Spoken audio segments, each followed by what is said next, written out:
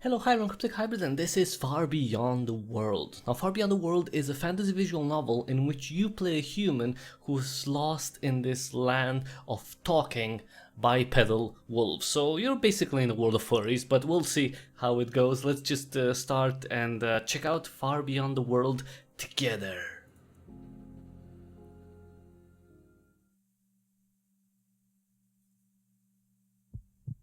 Complete nothingness. I feel as if nothing existed before this moment, no memories of anything other than this utter void.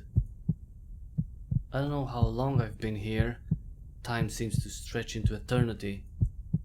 The rhythmic thumping that accompanies me starts to fade away. I somehow know it's the sound of my very own heart being silenced, as if death embraced me.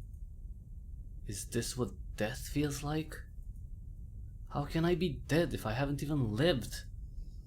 I cannot feel anything, summon any emotion. It's just me and this thorough nothingness. Finally, silence envelops me, but it's not death. Whatever's happening, it does not offer me release from this empty awareness. What the? Suddenly I hear hundreds of whispers, one voice really but boundless and out of time. It falls onto itself, forming an incoherent chatter.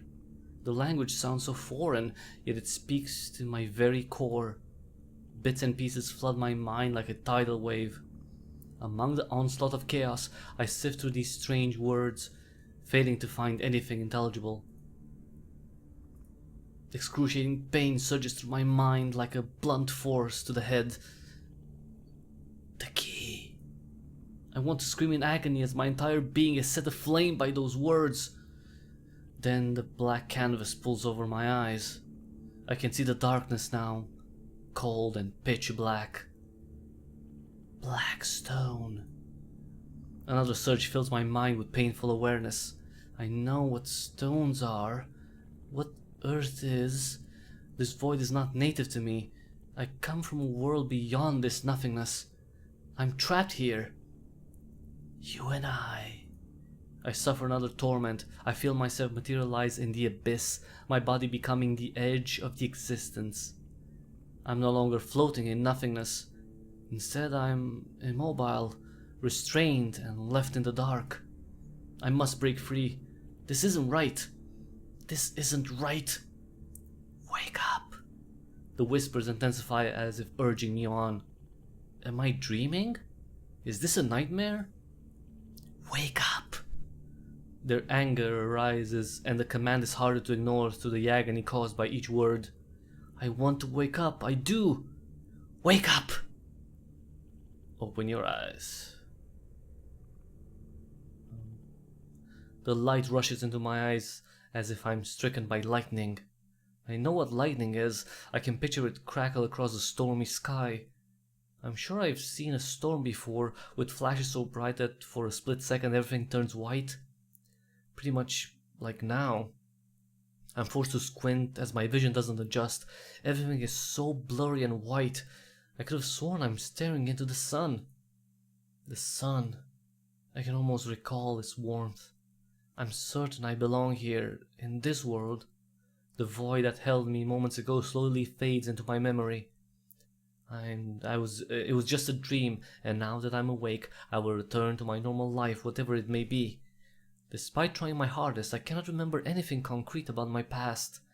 The pain in my eyes lingers, and I want to shield myself from the glare, however my body is numb. I try to raise my hand, to bring it over my head, but it only flops in place. My heart speeds up at a horrid realization. I cannot move. I try to speak, but it only comes out as a mumble as I struggle against my limp body. Am I paralyzed? My fingers twitch as I concentrate on them, tapping at the soft mattress beneath me. No, I'm just frozen. I can feel that I woke up from a long, deep sleep, and my body just now started twaying. Somehow I managed to use my lifeless hand as a pendulum to flip myself to the left side. I arch my back, crawling like a snake in the bed, trying to get to the edge. Finally, my eyes adjust and I can see the room. Oh, pretty cozy. Raising my head is a challenge, but eventually I manage to have a proper look around. I can see the door in front of me. There's only one window. It has a wide, cluttered ledge and lets in the light of an early afternoon. There isn't much in the way of furniture, just a wooden chest next to the door, a cupboard on the left side, and a large wardrobe next to the window. I can't help but notice how dirty everything is, with cobwebs in every corner and dust filling the air. Despite my memory loss, I'm sure of one thing. This isn't my room. This is not my home. Where the hell am I? I struggle a bit further, still very much numb, although I can feel life returning to my limbs. I push myself over the edge, which I fast realize was a mistake as I fall hard on the wooden floor with a loud thud. I almost pass out at the force with which my head slams the boards, but the cold of the ground instantly seeps through my naked skin, bringing me back to my senses. I try to collect myself from the floor, pushing hard with both hands, but it feels as if I'm lifting a boulder. All I manage to do is sit up in a groggy fashion, noticing my naked upper body. At least my lower part is covered by what I think is a loincloth, which is strange to say the least. There is a sound of heavy footsteps approaching from the adjacent room. I gaze at the door anxiously, expecting some sort of familiar face coming to my aid. Maybe I'm away with family, even though I can't remember who my family are. Everything feels so strange and out of place. The door cracks open and my wishful thinking is snuffed out by a large wolf creature entering the room. He is covered in thick black fur, standing upright on his hind legs with torso chiseled like a marble statue. For a split second my attention drifts to a round black stone resting on his chest, filling me with an odd sense of dread. This stone right here. However, that's quickly replaced by a more rational fear as I shiver at the sight of the wolf's clawed paws tensing up in anticipation.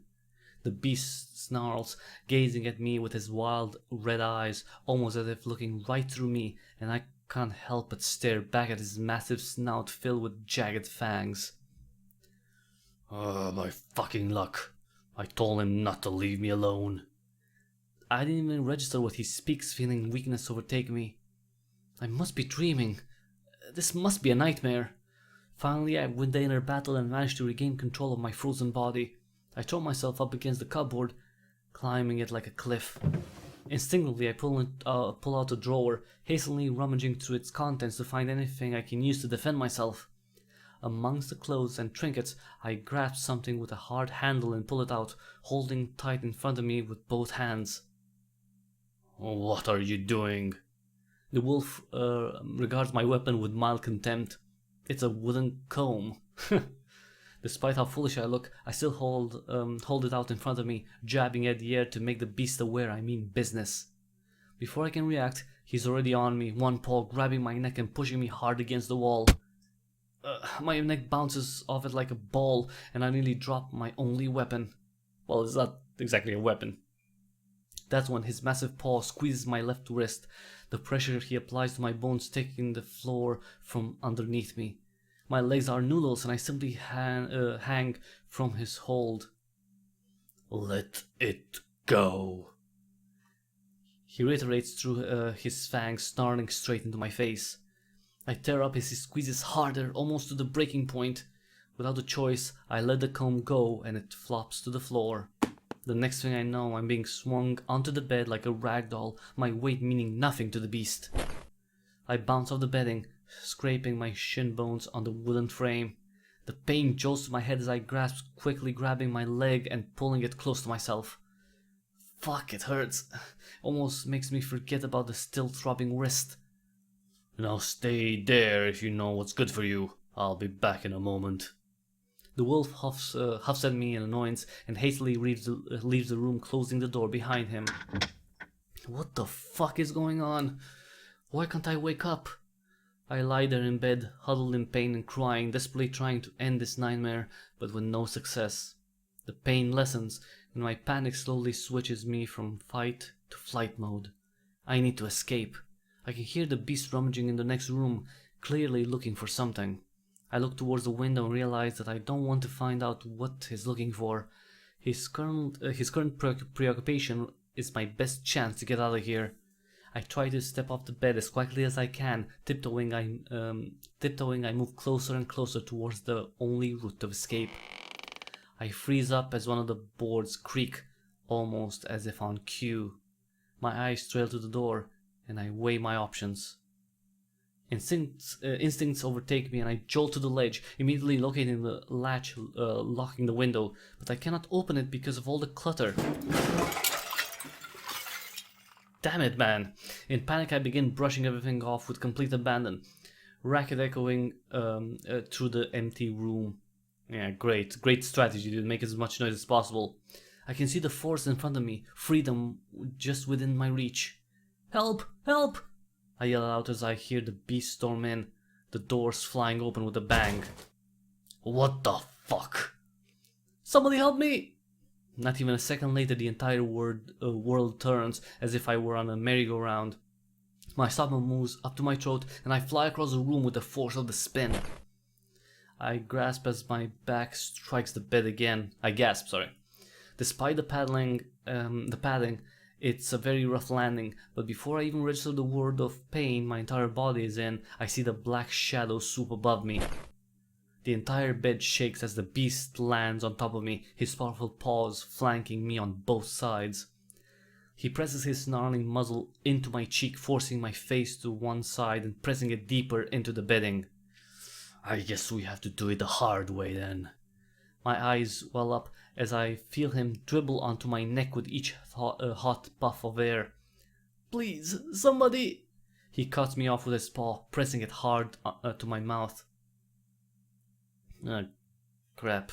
I continue my muffled shouts as I cry in horror. Wake up! Why can't I wake up? Shut up or I'll rip your fucking throat out. The beast growls, grabbing my neck with his other paw, the weight of his upper body now fully pressing down on me.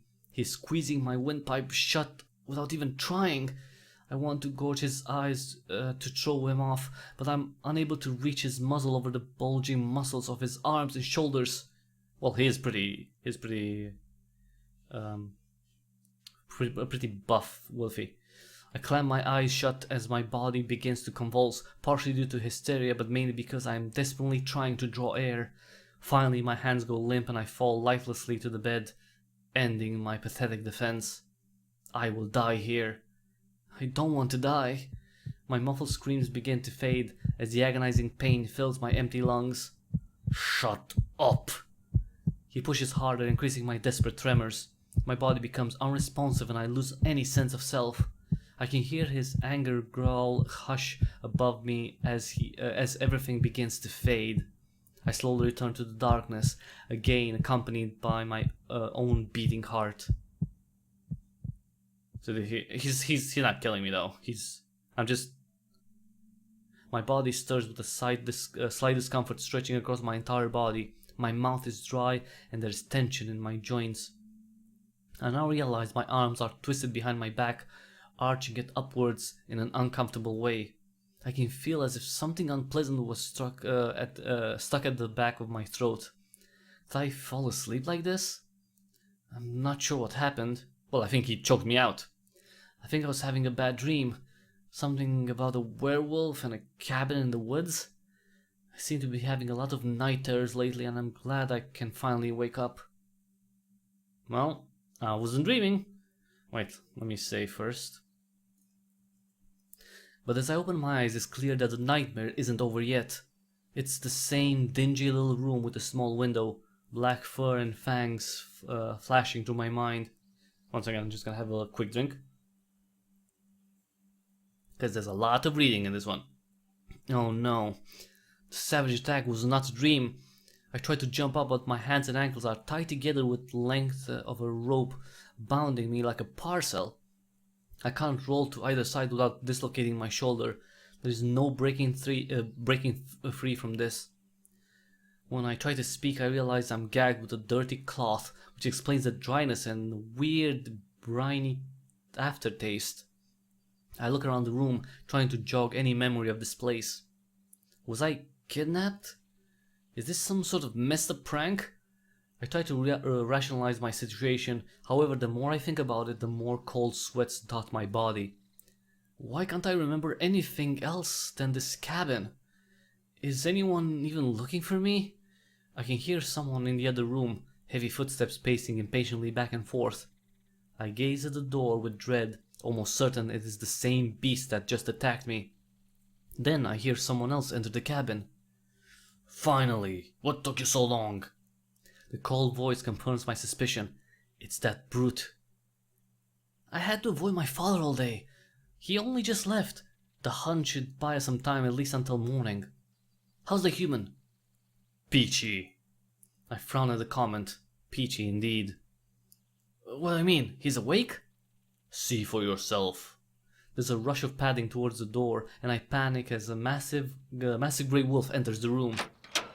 He's dressed in some sort of medieval armor, a green cloak falling from his shoulders. Initially, he has an excited expression, but it immediately sours at my predicament. He growls an angry gaze towards the black male who tied me up. What the hell did you do to him? The human should have been tied up to begin with. He tried to escape. When I see the brute, I want to scream, to run away, but all I can do is wiggle and mumble. The grey wolf approaches me, looking down carefully over my body. Are those choke marks? He's all bruised. I saved our pelts, you idiot.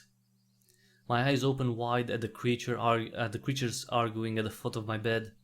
Seeing one of those wolves was bad enough, but seeing them both sends a chill down my spine. All I can do is stare, motionless. They're both enormous, much taller than what I consider natural, with broad shoulders making their entire posture more than intimidating. And that's without accounting for all the fangs and claws. I'm terrified. I avoid looking directly at them, but a shadow moves in the corner of my eye.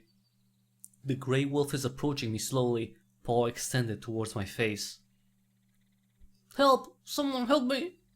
I try to call out, but all I accomplish are muffled whines through the gag. My crushed windpipe feels as if I've swallowed a stone, a painful lump stuck halfway down my throat thanks to that monster. Shh! The grey wolf tries to shush me as I continue to yelp despite how much it hurts.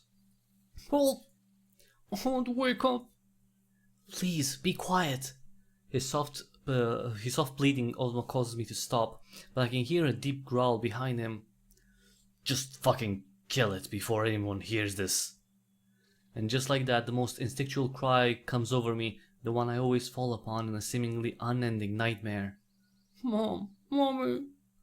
This is a bad dream. It has to be. Stop snarling. You're making it worse. The grey wolf snaps at his companion and then gets onto the bed, his chest hovering right above me. Being exposed like this makes me shout out even more. However, his massive paw gently presses on my face. Although he's trying to silence me, this wolf is going about it differently than the previous one. His other paw reaches behind my head, holding me securely and gently ruffling my hair. Shh. His greenish eyes plead with me, and I find his expression and demeanor almost soothing. Please, calm down. I notice he begins to match his breath with mine, his massive chest expanding in the same rhythm. He's guiding me down from the edge of panic, and for whatever reason, I follow.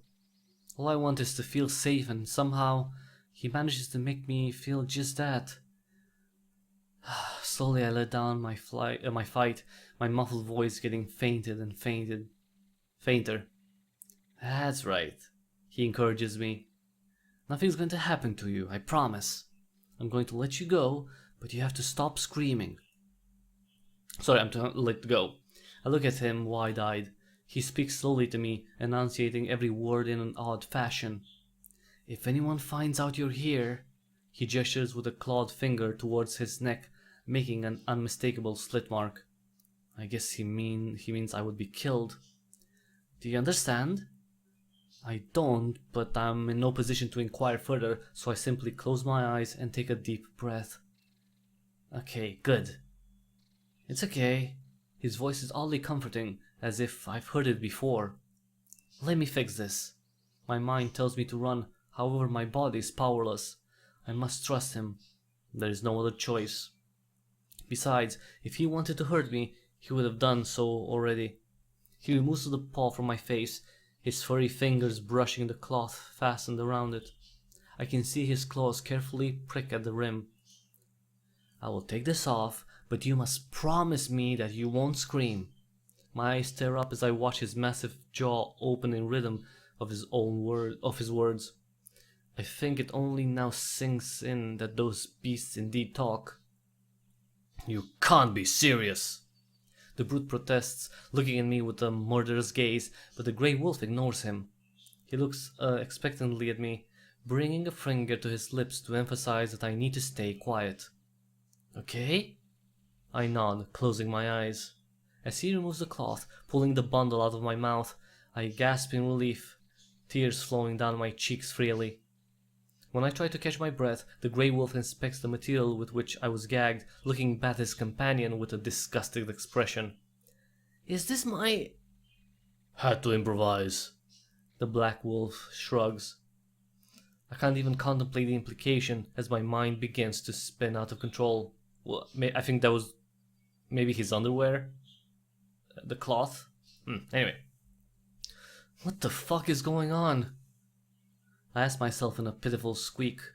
The grey wolf looks at his companion. What language is that?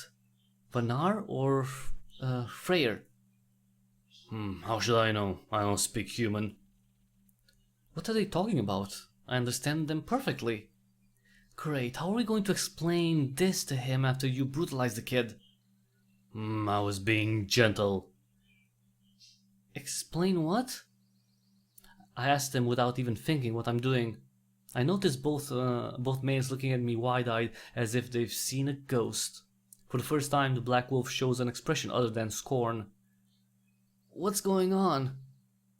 The wolves bravely exchange gazes, looking back at me with the same surprise in their eyes. What? It speaks. It might just be a few words. The grey wolf shakes his head, looking to me for confirmation. Alright? I don't respond. My thoughts are spinning in complete confusion, and the grey wolf simply points to my legs. Let's get you untied, huh? I wouldn't do that. I ignore the brute and hastily nod to the grey wolf, desperately wanting to get out of this awkward position. I need him to trust us. How can he do that when he's tied up like a prisoner? He works his fingers around the knot, cursing under his breath. Fuck, did you have to make it so tight? The other wolf only shrugs. I can't see much, but I feel the stinging of bruised skin as the rope finally loosens up. There we go. My legs stretch out almost on their own accord, the tension in my knees finally letting up. I sigh in relief. I didn't think it was possible to feel so good just stretching out like this. Alright, I need you to turn you on your back. He circles the air with his finger, letting me know that what he intends to do. I just nod. Please, don't do anything. Stupid. What could I possibly do with these monsters hulking over me? I allow myself to be rolled over as I feel the wolf walks onto the bed and mounts my back. His voice is tinged with embarrassment as I grunt under his weight. Sorry, it was just a precaution. He squats on my butt, his muscular legs to either side of my torso squeezing slightly to hold me fast. I guess he does not trust me to stay still. It takes him a while to undo the knot, but when he's finally done, I feel the blood rush to my hands. I try to push myself up to force some life into my numb limbs, but I feel a giant paw pressing against my naked back with leathery pads. Don't make me regret this.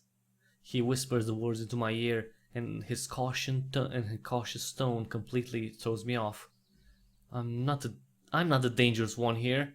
Not wanting to startle him, I stay still until he gets off me, turning back to face them only when I feel his weight disappeared. His paw slides off my back, but he keeps hovering above me, his form dwarfing mine. I'm calm enough to finally have a proper look at him. His fur is grey, but with slight brown tint to it.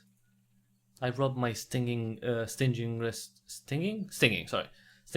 tracing the red marks where the ropes held me. I do that more out of contemplation rather than actual pain. Everything is so confusing and absurd, yet feels so real. Are you okay? Am I? I adjust myself in bed, trying to rise slightly so that the Wolfman doesn't hover me in such an awkward fashion. His eyes are kind and show a caring person behind the mask of a wild beast, a stark contrast to his musculature and burly build, not to mention his black companion. I'm sitting in this strange room surrounded by talking wolves. If this is not a dream, then I must be insane. Seriously, you really did a number on the poor kid.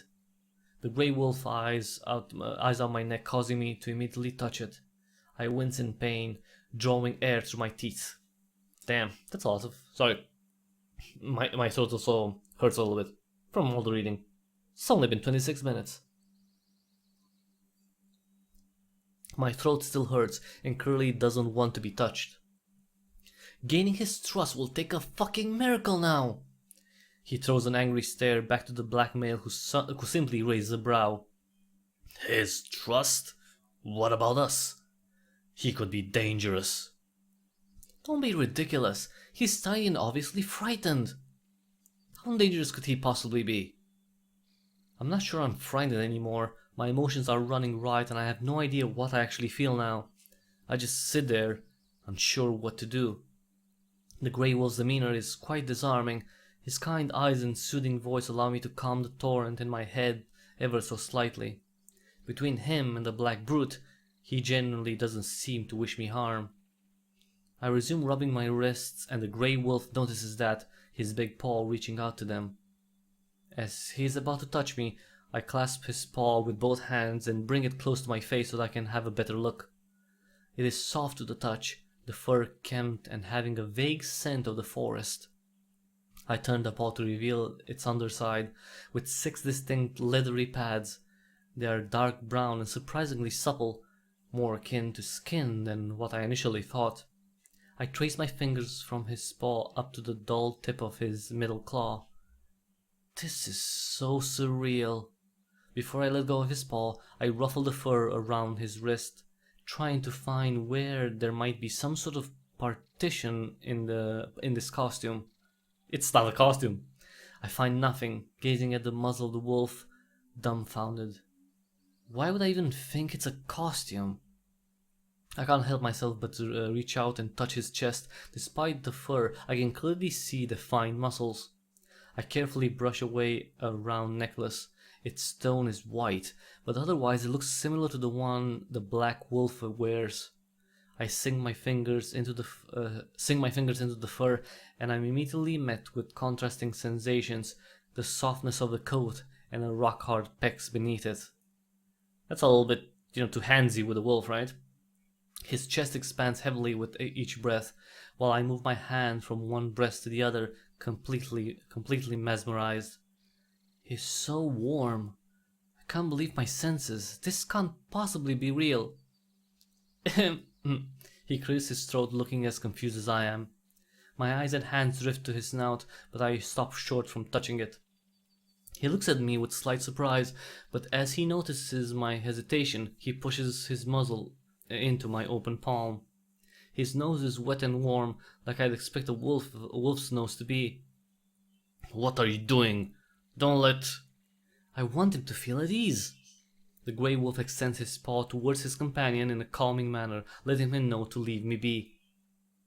I am completely lost in my own thoughts as my hand wanders the length of his muzzle, all the way to his cheeks. I groom his side fluff, realizing how soft and pleasant the grey fur is.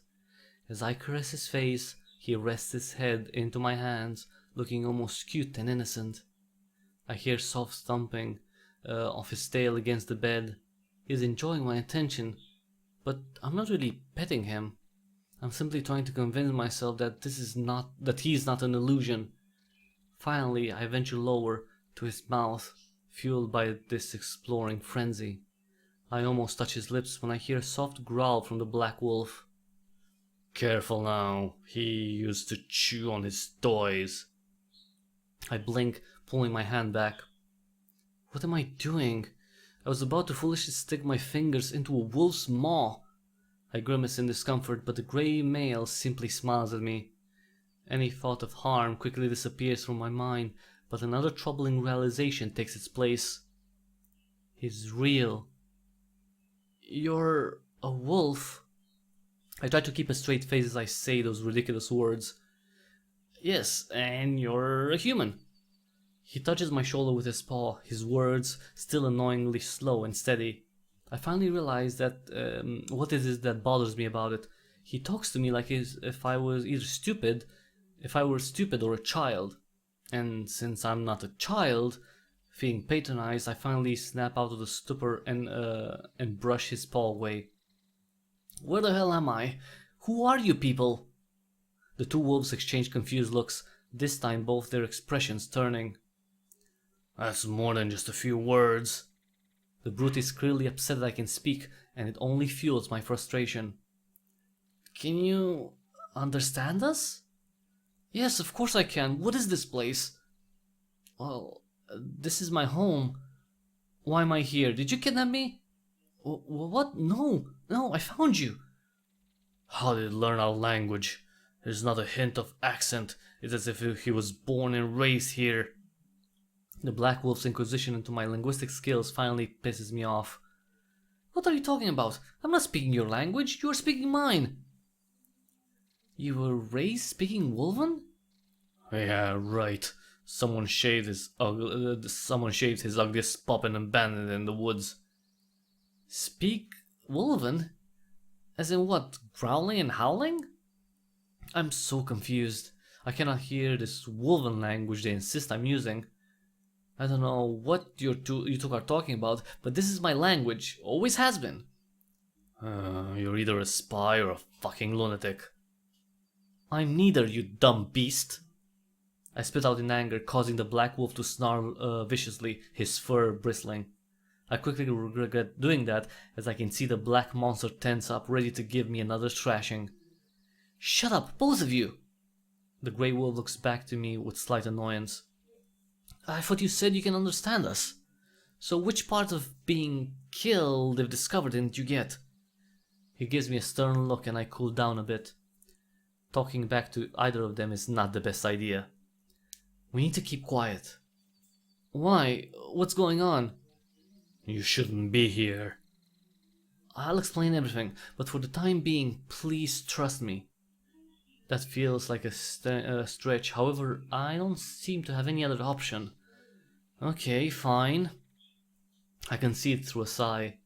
But I don't understand anything that's going on here. How are you speaking our language? This language is what I know, what I've always known. We hear you speak something else though. We heard you speak something else though. I don't know what you said, but it wasn't Wolven. What? No, that's not right. I don't remember speaking or thinking in any other language. I really need you to help me out here. The grey wolf looks at me worried, hastily sitting down on the bed and reaching for my hand. I flinched, startled by the beast's movement and proximity, managing to retreat my hand before the paw lands on it. I cradle it near my chest, making the wolf aware I'm not okay with him touching me. It may be a little hypocritical, considering I took full liberty in touching him, but that thought quickly disappears with another bizarre question. Do you speak, Tigerian, perhaps? Tigerian? Tigerian, maybe? I don't know how to pronounce that. I guess it's Tigerian? Maybe it's Tigerian. I scoff, almost mocking the grey wolf. As in, tigers? You're saying there's talking tigers out there? The wolf's eyes wander off in annoyance, as if he wants me to just make my jaded point already. What else? Elephants? Oh, I bet the language is what? Elephantine? I finally lose it and I'm unable to contain a chuckle. The human is fluent in our language and even cracks jokes. This whole mess is just went from bad to worse. What are we going to do now? I don't know. My thoughts begin to wander off to the world outside the room. Where the hell am I? That's exactly my point. You never think these things through. Your father will. He doesn't need to know. Have you also gone mad? Is that thing contagious? Well, at least for now, let's keep my father out of it. I need to find a way to present this in the least controversial way. How do you want to do that? Roll the human in honey and cover him with fur? What are they even talking about? Obviously not. No, that's a relief because it's not crazier than smuggling the human here in the first place. I don't know why I allowed you to rope me into this. I just look between the two wolves arguing, still none the wiser. Can someone please explain to me what's going on? I find myself barking out in annoyance. The grey wolf looks at me surprised, and then sighs. I guess this is where we introduce ourselves. He straightens up, pumping up his chest. It's clear he's trying to be presentable, as if it'll make any difference to me. Don't. My name is Rannoch. He speaks slowly, deepening his voice like some guys do when they try to impress. And this is Vulgar. Well, Vulgar, really? He's vulgar and he's vulgar. He notices my reluctant gaze towards the other wolf and laughs awkwardly, the semi-important image dissipating almost instantly. Don't mind him. Despite his demeanor, he's a good friend. A friend? He almost killed me! I shout out, glaring at the black male with hatred in my eyes. I can still see him hovering above me, choking me until I pass out. Rannoch frantically shushes me, pushing his finger against my lips. If I wanted you dead, do you think you'd still be here bitching about it, little piggy? A soft growl follows the wolf's words, but he cuts it off as Rannoch gives him a stern look. What he did was a bit harsh, but in truth he saved your life. What are you talking about? He nearly choked the life out of me. If anyone would find you here, you would be killed. His voice tries to convey the gravity of the situation, but I'm at a loss. You keep saying that, but don't explain why. We don't allow otherkin into our forest. Trespassing is forbidden and punishable by death. What the hell are otherkin? You for one, little piggy. It's a term of any intelligent species other than our own. You're an otherkin to us, just as we are otherkin to you. I shake my head slightly, trying to comprehend what he's saying. Hold on, you really mean that there are more talking beasts out there? Either it's kidding, or there's something wrong with it. Well, you don't remember? The grey wolf looks at me pleadingly, as if asking to end whatever game I'm playing. I think I would remember living in a world inhabited by talking animals. Rannoch's brow narrows, showing me he has taken offense at my comment. Well, we're as much talking animals as you are talking chimp.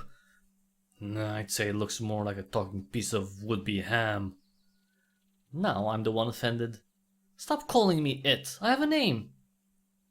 Well, you didn't give it to us. No, don't ask its name. Rannoch huffs with a cheeky smile, allowing one fang to perk out.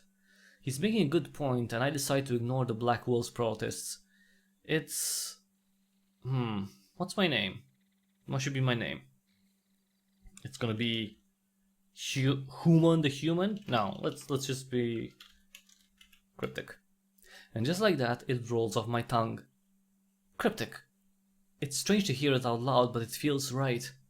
Oh, for fuck's sake. Cryptic, good. We're getting somewhere. The grey wolf smiles, ruffling my hair.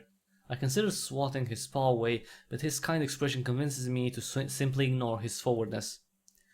What we're getting in is some very deep shit. I flinch seeing the black wolf look at me with his cold eyes. We need to kill it. I freeze seeing that the wolf is not joking. What? Rannoch jumps up to his feet, shielding me with his body, his reaction pushing me further into paralysis. We need to get rid of this freak before anyone finds it. Sheltering another can is one thing, but having it speak our language is deadly serious. Actually, wait, let's also save. We need to kill it. We are not doing that. Rannoch raises his voice, causing me to wince. Their bodies tense up, and I can see their every muscle straining. Rannoch, be reasonable. There is no way you can spin this. We can be banished. I don't care. My heart skips a beat as I hear Rannoch issue a powerful snarl. I cannot see his expression, but I'm sure it mirrors that of the black male who bares his fangs in a vicious, almost feral way. Both wolves hold their paws close to their chest, with fingers feathered out in anticipation. I cannot stand by while you are making the biggest mistake of your life. This is not a mistake. This is my destiny. Verissa... What the... Oh, they started fighting. Without a warning, Volgar rushes my defender, and they clash few steps away from my bed, heads butting and paws interlocking. Verissa huffs incense and eats hallucinogenic mushrooms. She's not speaking with our ancestors, you know that. I cannot avert my gaze from this spectacle, partially because I'm frozen, but also because my life depends on the result. I half expect them to trash about biting each other, but instead they stay locked like this. What I know is that Mother Moon guided me to this human, just like Verissa said she would. She said you would find your purpose. The ceremony is just a tradition. You were meant to reflect on life by observing falling leaves or a sunset, not to break our sacred laws for fucking human. I hear their strained puffs as they wrestle with each other in place. Despite how vicious they sound, growling and snarling, I can see they're not really fighting, but rather trying to overpower one another. The human spoke my name! Rannoch shrugs the words throughout the grunt, struggles the words throughout the grunt as Volgar twists his paws back, forcing the grey wolf to one knee. He's losing. Has it occurred to you that since the human speaks our language, he might have simply read it? What is he even talking about? Where would I have read Rannoch's name? I've never heard it before in my life. Well, you're my moon brother. I don't want to fight you. That's exactly why I have to fight you. You're about to fuck up our entire lives. Volgar gaze drifts towards me, his red eyes piercing right through my flesh. He knows he will soon have his way. His labor snarls and growls begin to send me over the edge, and I know another panic attack is fast approaching. I close my eyes, huddling myself and slowly rocking back and forth like a traumatized child. I don't think anymore. I just want it all to stop. Stop it, please! Everything goes silent as I cry out through tears. Just stop! Cryptic. The mattress jumps as the wolf's weight lands on it. I open my eyes to see the grey wolf splayed out in front of me. Volgar must have used my cry as a distraction to throw Rannoch back. I glare at the brute approaching us, and without even thinking, I shield Rannoch with my own body. Please, don't fight over me. I don't understand what I've done wrong. You've done nothing wrong. I feel Rannoch embrace me as he pulls me to the side, covering me with his flank and reversing our positions.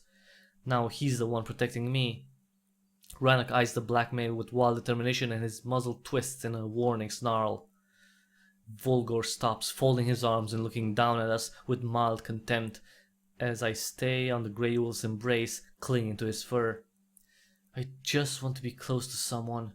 Rannoch readjusts slightly, sitting up to the edge of at the edge of the bed, with me still pressed into his chest, my side resting in his lap. I mean, I'm cuddling this wolf way too close.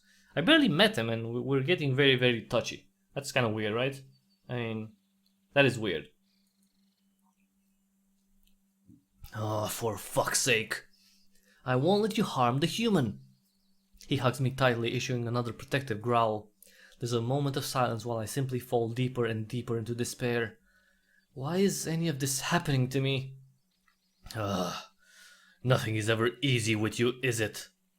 Vulgar makes a long, drawn-out sigh as if releasing all the tension he's built up to this moment. I'm not like you. I didn't solve my problems through violence and killing. Pity. You should try it sometimes. Rannoch allows me another moment of warmth, but then gently pushes me away from his chest. I just sit there, not really present, watching as he clumsily gets back to his own feet. The wolves are not standing side by side, almost as if nothing really happened. It's okay, we're done fighting. He's trying to get me to compose myself, but I'm already far gone. I'm sorry you had to see that. It's not exactly how I envisioned our introduction. I don't understand what's going on. Why am I here? And who are these monsters? Why can't I remember anything? Is it really the world I was born into? And if so, why does it feel so alien, as if my instincts are telling me that this is not home? Shh, it's okay. The grey wolf lowers himself to get closer, and I close my eyes, huddling tightly to the wall. My head throbs with a torrent of questions that slowly overwhelms me. I hug my knees, pressing them into my chest. The adrenaline rush pumped by my palpitating heart is the only reason why I don't break up in tears. Everything is just a blur, and although I can still hear them, nothing really registers. Not consciously, at least. Its heart is fluttering like a startled bird in a cage. Messes with my instincts. I open my eyes, looking up at them as they stare me down intensely. It only empowers the erratic pounding in my chest. I can't breathe. Yep, there it is. Undeniable, go for the throat feel. The words stick out like a sore thumb, freezing me up in fear. Shut up! The kind wolf snorts at his friend, and hunches next to me, leaning in closer. He's obviously trying to comfort me, but I can't help but notice his fangs poking out. You feel it too, don't deny it. I can see you're all tensed up. That statement makes me notice how Rannoch's fur is standing up ever so slightly, his body barely containing some subconscious exhilaration. I flinch away from his grey paw, but the wolf persists. I run out of room to recede into as he gently takes hold of my chin and guides my gaze back towards him. I meet his docile smile with caution, the world still distorted by the adrenaline haze. Calm down, no one's going to hurt you. I don't feel that's entirely true, recalling what the black wolf said just a few moments ago. Go for the throat. I cut off, shielding my neck with a hand. Don't listen to him. Your racing heart is just messing with our heads a little bit. He admits his slight embarrassment as his paw touches my shoulder. It's just an uneasy feeling, nothing we would lose control over. I'm more worried you're going to have a heart attack. The grey wolf squeezes my shoulder slightly, as if trying to pull me back from my fit of terror. He then takes a long inhale, his nose close enough to draw strands of my hair in his direction. Breathe in. He holds his breath for a moment, and without realizing, I do as he instructs. And breathe out. I chuckle as a large huff of air brushes over me. That's it. My heart regains a bit of rhythm. I'm unsure how I feel about those beastmen's ability to sense my heartbeat, but for the moment it seems to allow Rannoch to guide me back from the panic attack. His gestures and words somehow match my pulse as he squeezes me gently with every thumb inside my chest, almost as if giving cues to my startled heart. Finally, I am back to normal, or at least a semblance of it. The wolf keeps a paw on my shoulder for a while longer, still squeezing in rhythm. Welcome back. He smiles again, certain I have calmed down. Only now does he let me go to face his comrade. I know it's a lot to ask of you, but could you stop freaking him out? Vulgar grimaces, his arms still crossed as he drills his cold gaze into me. I can't help but flinch at the sight of him eyeing me out. To me, he's fear incarnate. I think it's too late for that. Ah, okay, look, I'll fix it. Rannoch draws his gaze towards him as he points to the white, round necklace on his chest. You see this? These are our moonstones. Every wolf is given them at birth to represent the phase of a luna when we came to the world. Full moon. Yes. He smiles. I was born during the full moon, an auspicious sign for sure. So was he, actually, just a few hours earlier, which makes us moon brothers. I look at a similar necklace on Volgor's chest. His stone, however, is black. For some unknown reason, it keeps unsettling me ever since I first saw it. Black stone. I say with a worried expression, almost as if repeating someone. Yeah, well, he was born during an eclipse, something we call dark moon. These necklaces are the most valuable possession we have. What are you doing? Explain to him the significance so that he can understand what I'm about to ask. No. Whatever is being discussed is causing the black male a great deal of discomfort. Vol, I want you to swear. You're fucking insane. I won't do it. The black wolf snarls, causing me to shudder. Swear on your moonstone that you won't harm Cryptic. You want me to do that for a human? I want you to do that for me, as you're my moon brother. As your moon brother. I dart my eyes between Rannoch's pleading expression and Volgor's gritting his teeth. His request caused him a great deal of pain. I can see clearly that the wolf is not taking this lightly. Without warning, Volgor punches the wall next to the bed, causing me to yelp. The entire house shakes as the plaster cracks, bits and pieces of it falling to the ground. This is fucking bullshit. I wouldn't want to be on the receiving end of that punch. The strength of this beast made perfectly clear. He wasn't bluffing when he claimed he was being gentle with me. He could snap me like a twig. Vol, please. The black wolf's rattled breath fills the room for a few moments as the growl deep inside his chest begins to subside. Finally, he releases a long-drawn sigh and looks at Rannoch, fully composed. His red eyes drift to me, and I see his massive paw touches the rims of his black necklace. On my moonstone, I swear I won't harm your little piglet. Thank you. The grey wolf turns to face me with a smile. See? He will never harm you again, you can be certain of it. He might be cynical and a bit rough around the edges, but he is the most honorable wolf I know. I do actually believe him. I could see that getting the promise out of the black wolf was not easy. Regardless, I still feel anxious around him, but at least I know there is no immediate danger. Your father will not swallow this lightly. We're looking at an exile. If my father hasn't banished me so far, I doubt this will make any difference. And if it does, I've had it long coming. Sounds like Rannoch gets in trouble a lot. I'm not sure if his self-awareness should be commended or not, considering he keeps causing more trouble. Then again, in this instance, I'm glad so far it seems he saved my life. Somehow. Yeah, he breaks the rules, but, in this case, breaking the rules means not killing me. Are you really willing to risk everything over this puny human? The spirits wanted me to find him. I can see Volgor roll his eyes. Now we know he speaks our language, I am more certain of it than before. He looks at me with a hopeful smile, his voice filled with conviction. What would our ancestors even want with a human whelp? Good question. I don't know, but all will be revealed in time. I still don't understand how I fall into all of this. You said that you found me? Where? How? Rannoch regards me with worry, uncertain if he should reveal it or not. That's when Volgor spares him the dilemma. He found you in our forest, some distance from our village.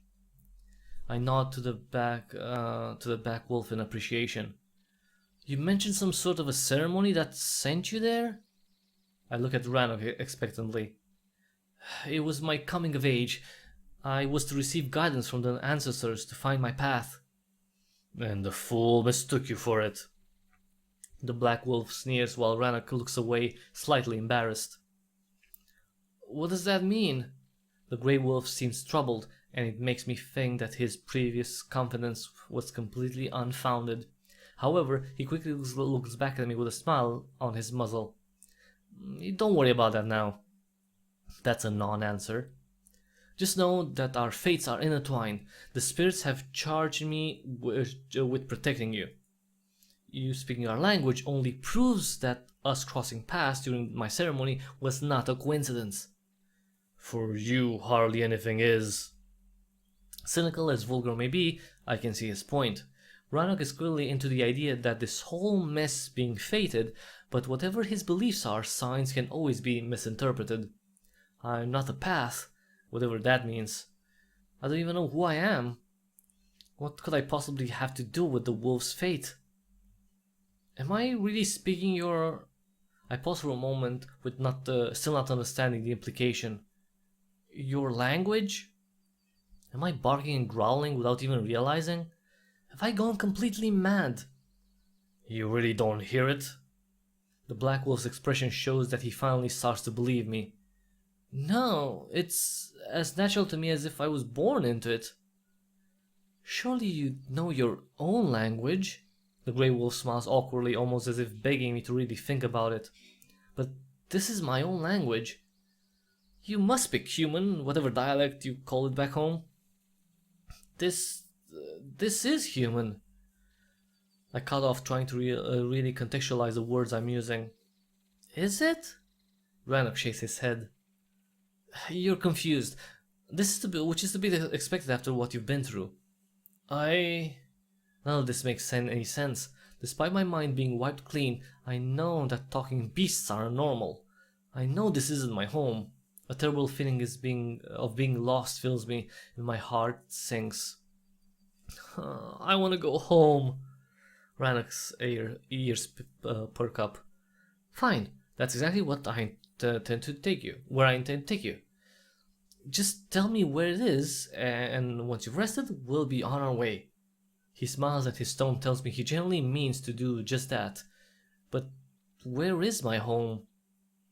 I don't know. I don't remember. The answer clearly unsettles Rannoch as he frowns with worry. Nothing comes to me when I try to think about anything before waking up here. My mind is just one empty void, and the more I try to explore it, the more uneasy I feel, as if something unpleasant lurked in the shadows. Finally, Vulgar breaks the silence, looking at me intently. What were you doing in our woods? I don't know. I don't even remember being in the woods to begin with. There's something you're not telling us. I've told you everything. Why can't he see that I'm the one in distress? Regardless of what trouble they claim they've gotten themselves into, I'm the one lost and completely baffled by my own existence. But I can see the black wolf isn't satisfied, his red eyes looking at me with distrust. I finally snap. Look, I don't know what happened to me. All I remember is waking up in this fucking room and then you attacking me. You were squealing like a dying pig. I had to shut you up, otherwise we'd be discovered. You should explain that to me. I didn't know you spoke our language, and even if I did, you really think you would listen? I know when I see prey fighting for his life. You were far gone to the moment you laid your eye. You were far gone the moment you laid your eyes on me.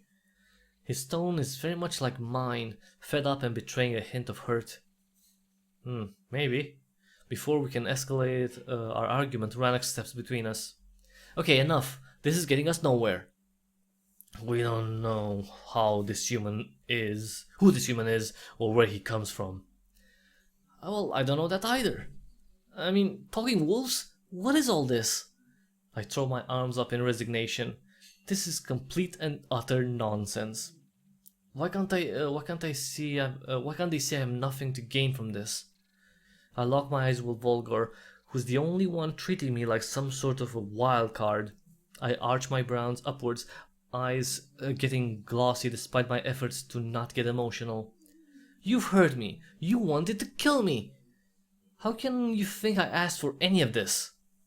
The Black Wolf's expression softens, almost as if for the first time he considers putting himself in my shoes. Eventually he turns his gaze away with a deep sigh. The human obviously suffered some sort of trauma. Yes, you choking him certainly could be called that. Ranov scoffs in annoyance. No. Oh, sorry, that's me, sorry. No. I shake my head. I mean, yes, that is going to stay with me for a while, but I didn't remember anything before he attacked me. As traumatic as the encounter was, my problem started much earlier. I shudder, sensing some sort of darkness deep in the recesses of my memory, almost preventing me from digging any deeper. It's almost as if that darkness consumed all that made up who I was. There are no memories of anything before this day. Look, I can't remember my parents or friends. I feel warmth trickling down my cheeks as I realize I might as well be an orphan. Or, well, maybe, I guess. I can't even remember a single other human.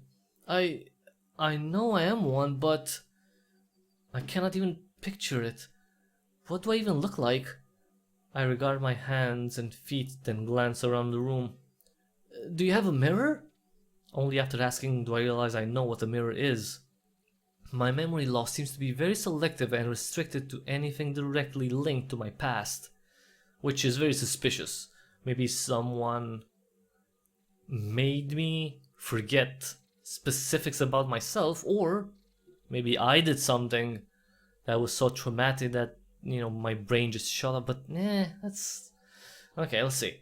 Vulgar looks to me with one brow raised, while Rannoch smiles apologetically.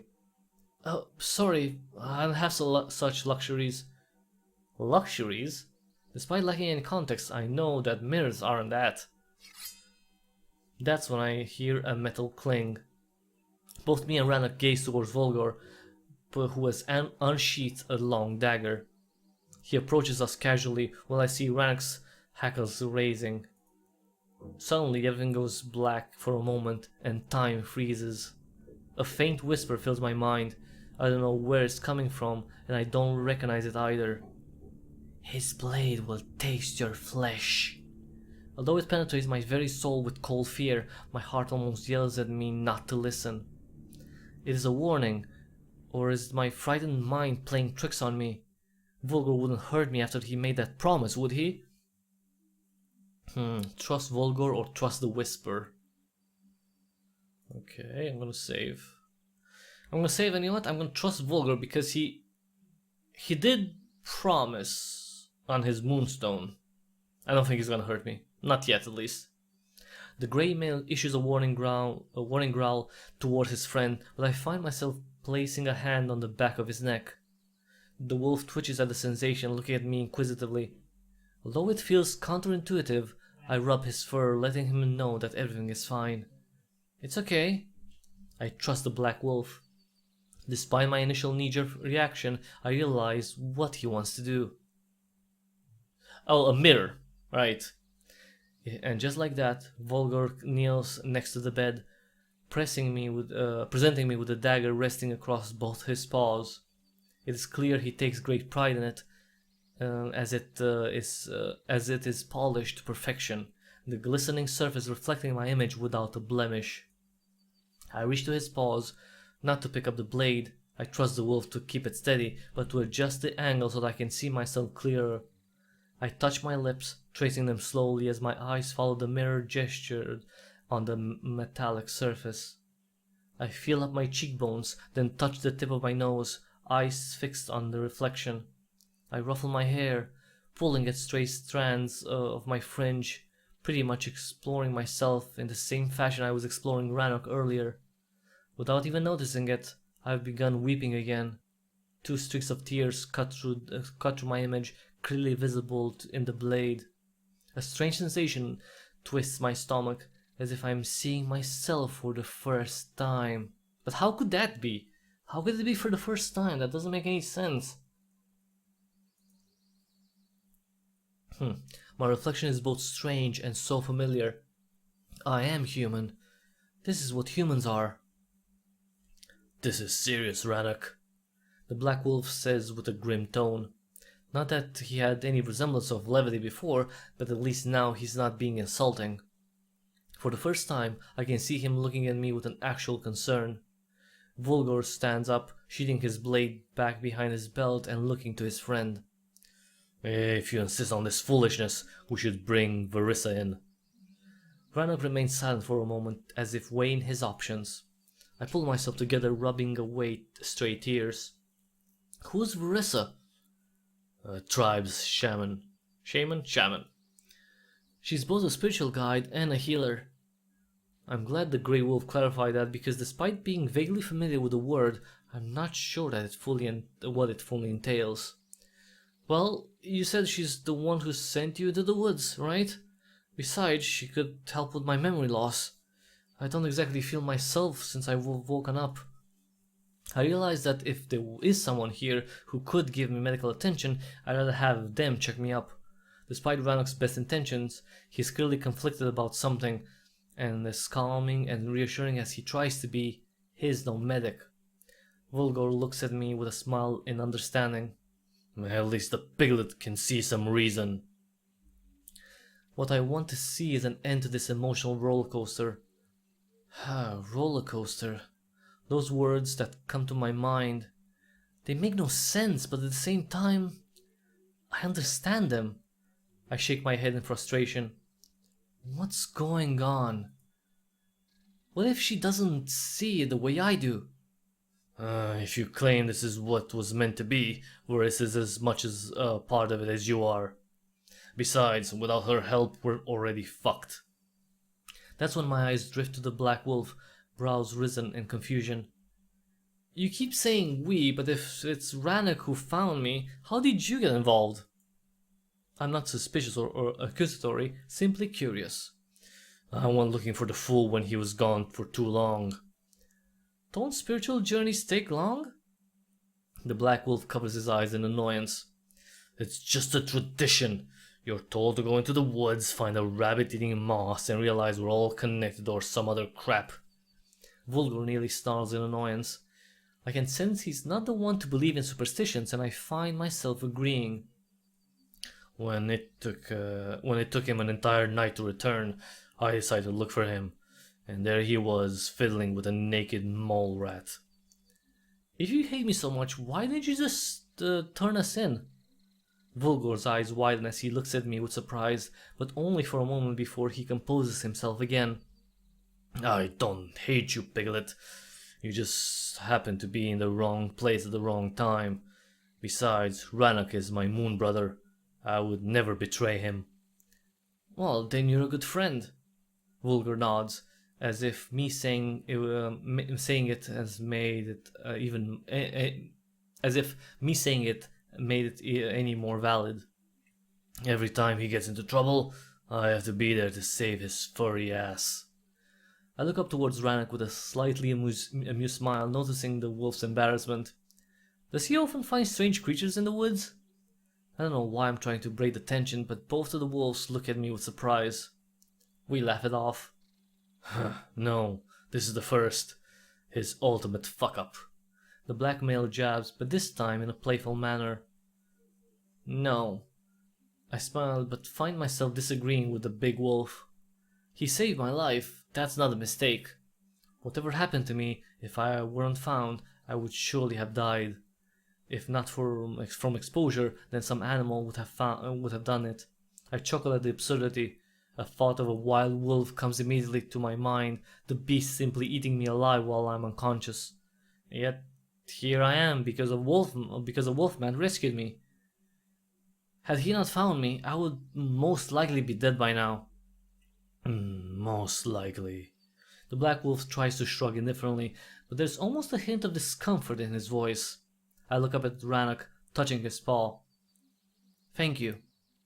I place all the gratitude into those words I can muster. The wolf smiles, closing his eyes and nodding. Thank you, both of you. I smile at Volgor, to which he only shrugs. He looks away, but I can see his tail give an idle flick. Bring Verissa.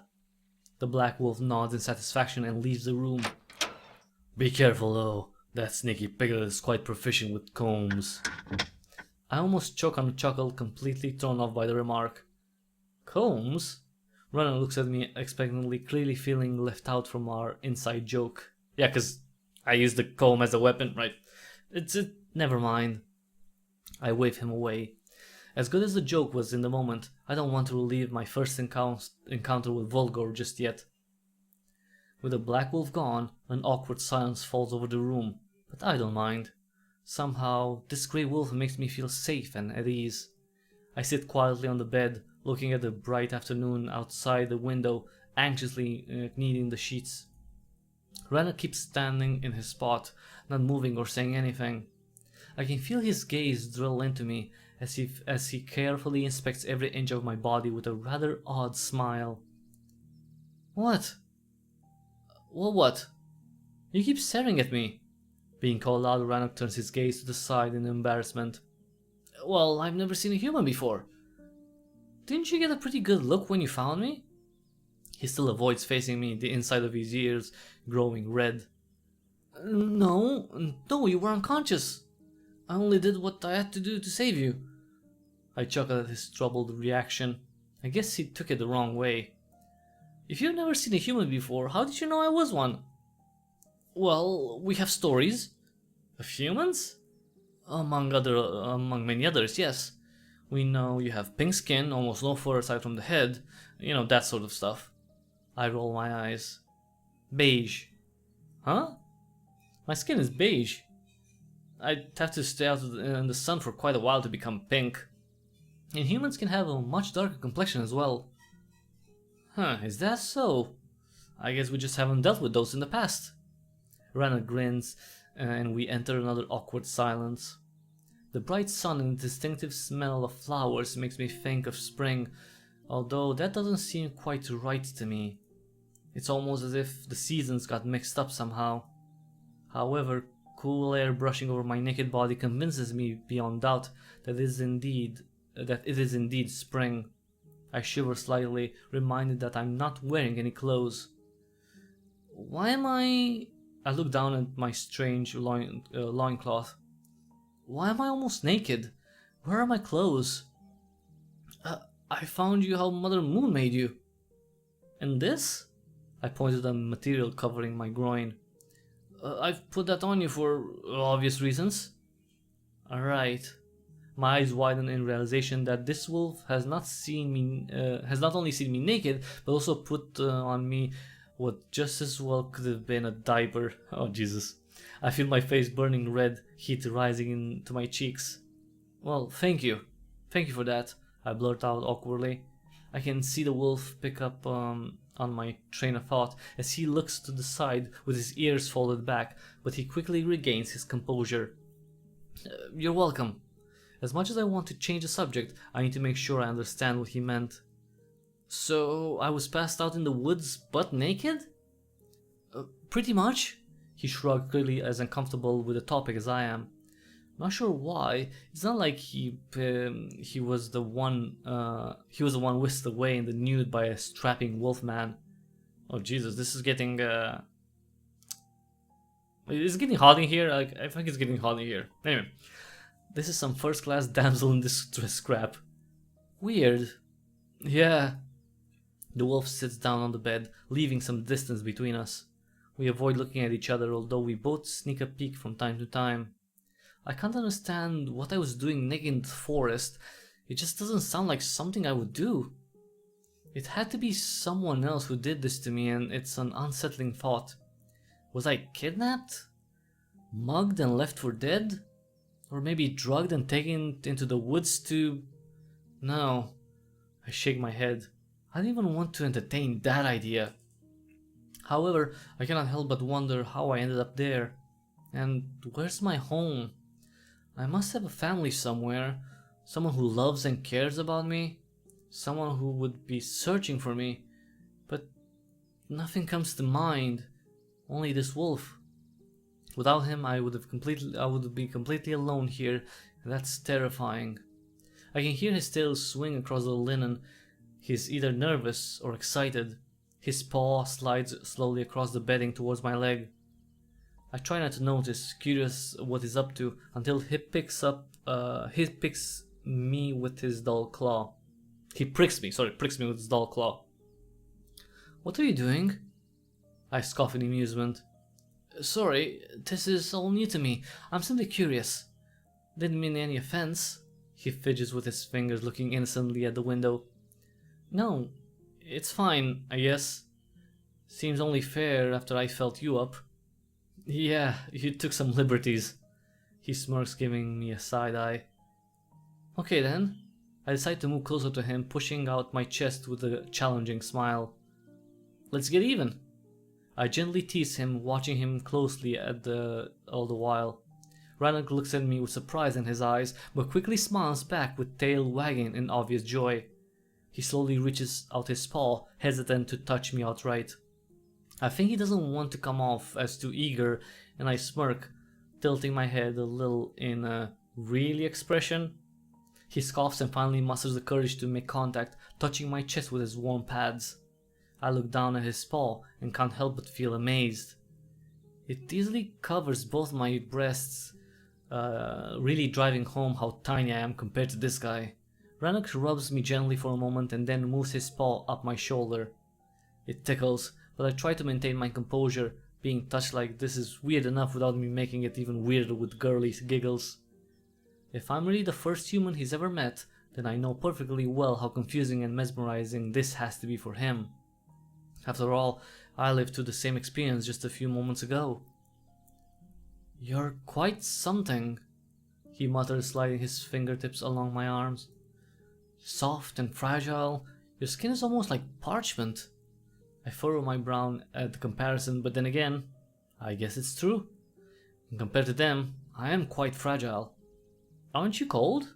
He asks absentmindedly while brushing his paw across my side.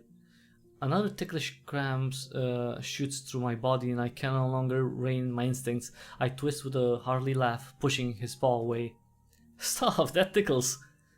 Oh? He gasps in amusement. Good to know. But yeah, I'm quite cold actually. Do you have any shirts I could borrow? Rannoch grins awkwardly, pointing to his furry body. Right, I guess you have no need for any. The only thing I could offer you is my spare Gameson? Gameson? I don't know how that's pronounced, but I doubt it would be comfortable. He points to his padded kilt, and I have to agree. I'm not sure how I would even wear that. I just need to cover my top, really.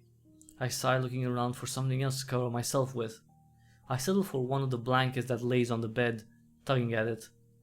Rannoch stands up for a moment, allowing me to pull it out from underneath him. I wrap it around myself, almost like a poncho, shielding my body from the draft. So, what do we do now? I asked, looking at the wolf with a risen brow. Well, we could talk, get to know each other. I shake my head.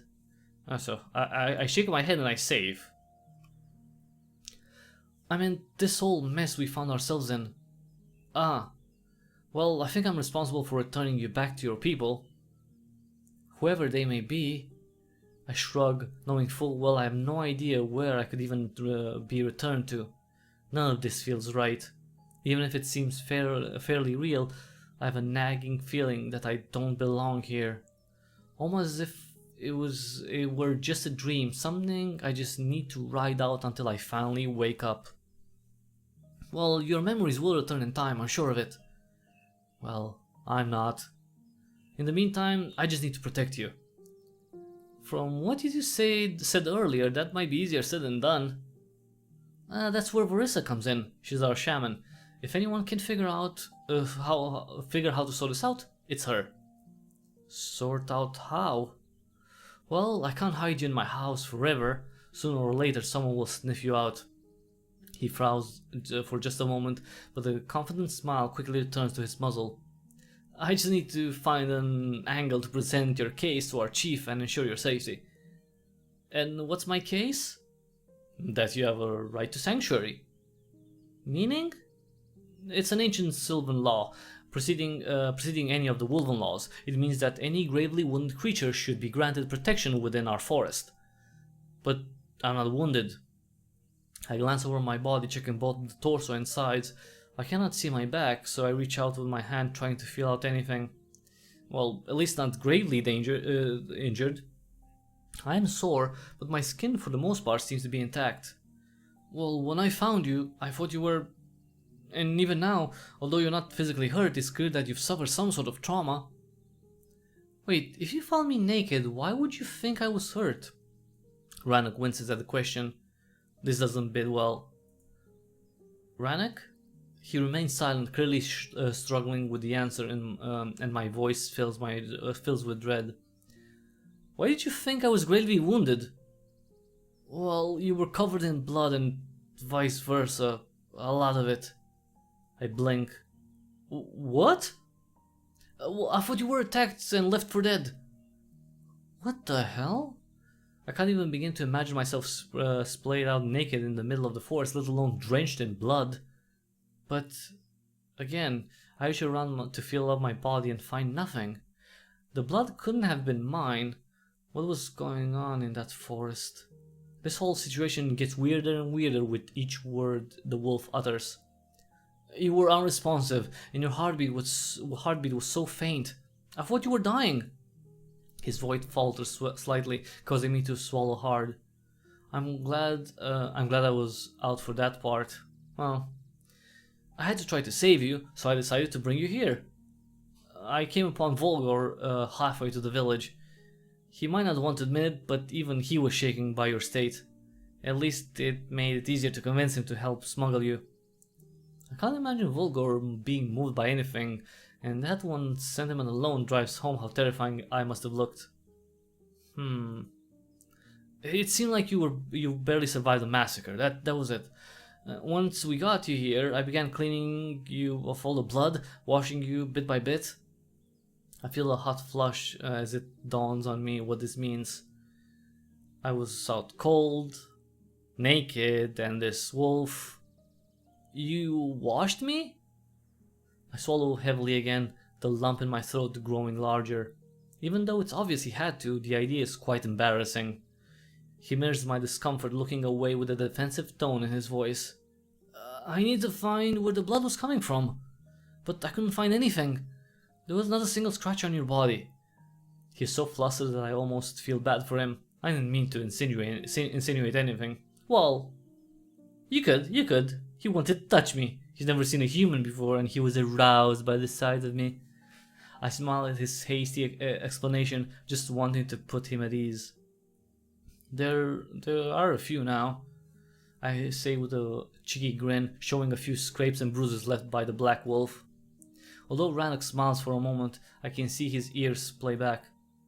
My good intentions seem to have backfired. Sorry about that. Well, it's not your fault. I touch his shoulder, trying to reassure him. Well, I did leave you in his care. True, and knowing him just for a few moments, I wouldn't leave him alone with another living being. I chuckle, trying to cheer him up. But you didn't have a choice. Yeah. He sounds unconvinced, looking away towards the window. I can see he feels responsible for me, and what Volgor did doesn't sit well with him. I decide to drop the subject, but appreciate seeing how much he cares about it. So, the blood wasn't mine. Rannoch slumps, resting his elbows on his knees and looking straight at the floor.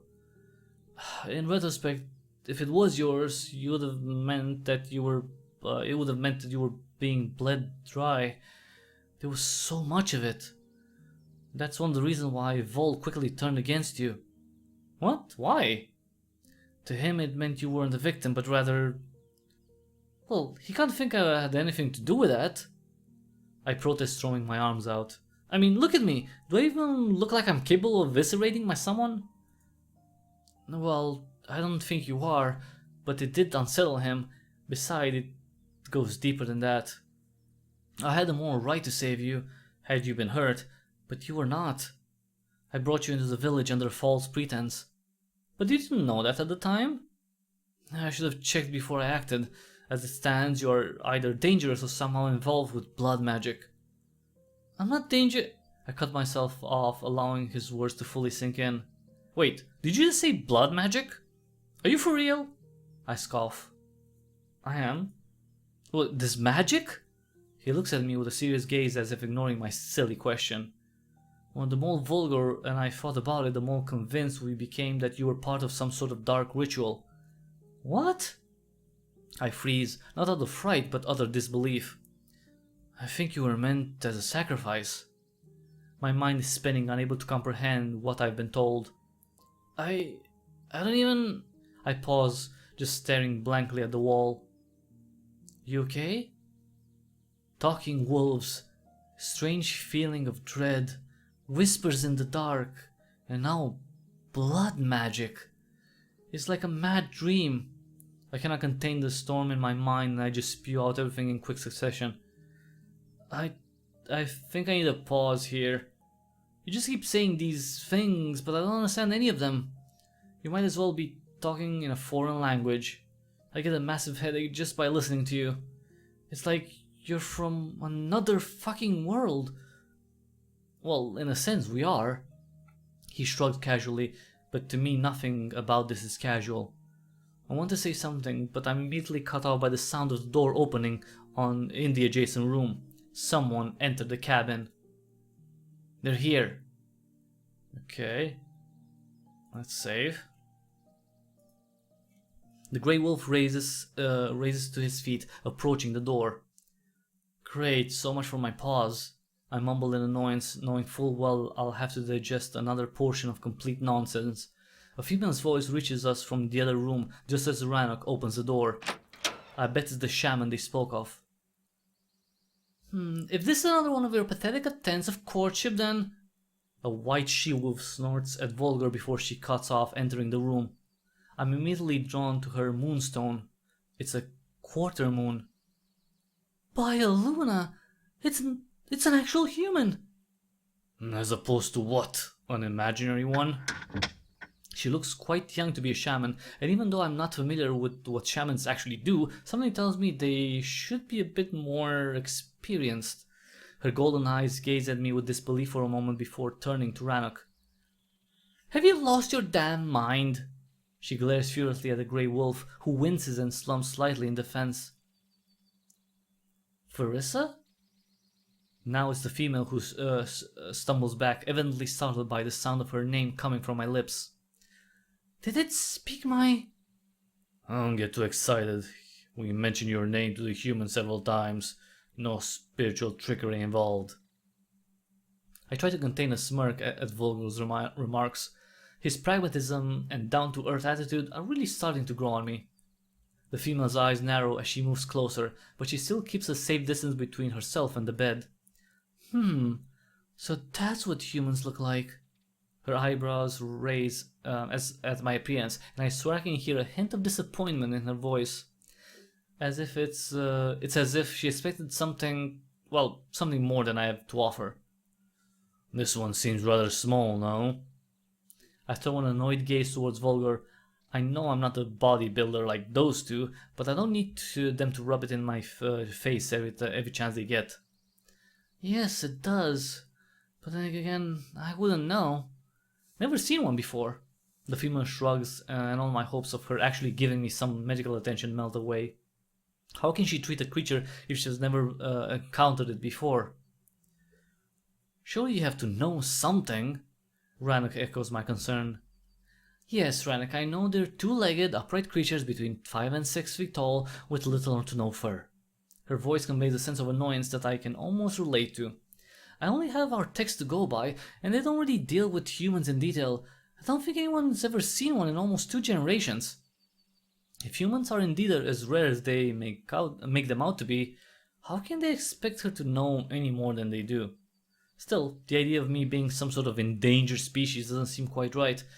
Almost as if I'm in a topsy-turvy world. Oh, joy. This is going to be that more interesting. That more interesting to explain to his father. Who is Rannoch's father? You've been making a huge fuss about him ever since I woke up. The two males look at each other, while the female seems to be completely focused on me, her expression full of shock, no doubt caused by me speaking. I roll my eyes, knowing the conversation is going to be derailed by this at the moment. Here's the chief. The chief is Rannoch's father? I had blurted out, thrown off by the revelation. Somehow, I thought those were two different wolves. Wasn't that obvious from the conversation? Sorry, I didn't keep track of all the nonsense you two were spewing. What else did I miss? But if the chief is Rannoch's father, then that's surely an advantage. You weren't bluffing. He does speak our language. Unnerving. Oh great, here we go again. Yes, I can talk. I bark out in annoyance. So can we please not do this again? Rissa looks at me as one would look at an insolent child. I told you, not a trace of an accent. We already kinda exhausted the subject. The kid speaks. Let's just leave it at that. The grey wolf comes to my aid and I smile at him with gratitude.